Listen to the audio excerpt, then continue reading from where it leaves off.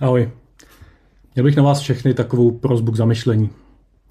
Možná už někteří víte, možná nikoliv, ale moje 20měsíční dcera leží v kritickém stavu v nemocnici a do 3 až 4 týdnů potřebuje nutně podstoupit transplantaci kostní dřeně.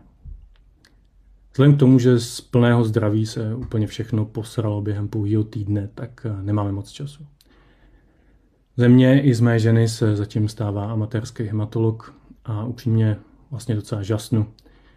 Jak ta červená věc, co nám všem koluje v žilách, je až přehnaně komplikovaná a složitá.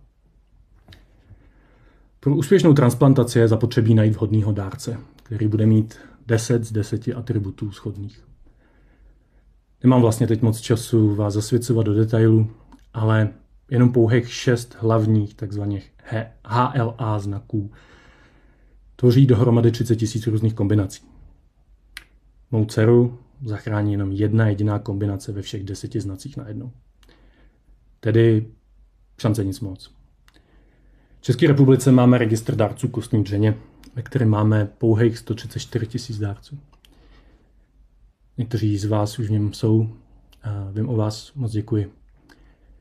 Někteří o tom třeba jako já už delší dobu uvažovali, ale prostě se na to nedostali. Někdo o tom třeba slyší poprvé. A já bych vás teď, každého z vás, se vší pokorou rád poprosil, jestli byste si nenašli chvíli. Nepodívali se na registr.kostnidřeň.cz. Neprošli informace, které tam najdete a nepopřemýšleli o brzké registraci. S malým odběrem, ze kterého se ta vaše kombinace zjistí. Já, moje žena a taky moje další 3 děti jsou už v procesu testování. Aby toho nebylo málo, tak výsledky testování trvají 7 až 10 dnů, když to potřebujete fakt rychle. Nejmladší, můj 6letý syn, to zvládnul, takže nemám pochyb, že kdybyste se rozhodli, že to zvládnete taky. Při registraci se odebírá jedna maličká zkumavka krve.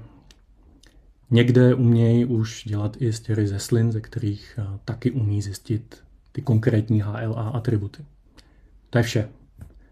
Za pár dnů dostanete informaci o svých HLA znacích a budete zařazeni do registru. Dost možná se vám za celý život nikdo neozve.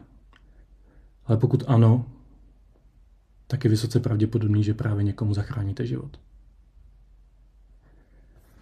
Tedy prosím, zvažte to, ten proces není nějak složitý, zabere opravdu pár minut pro odběr i pro tu samotnou registraci. A kdybyste náhodou někdy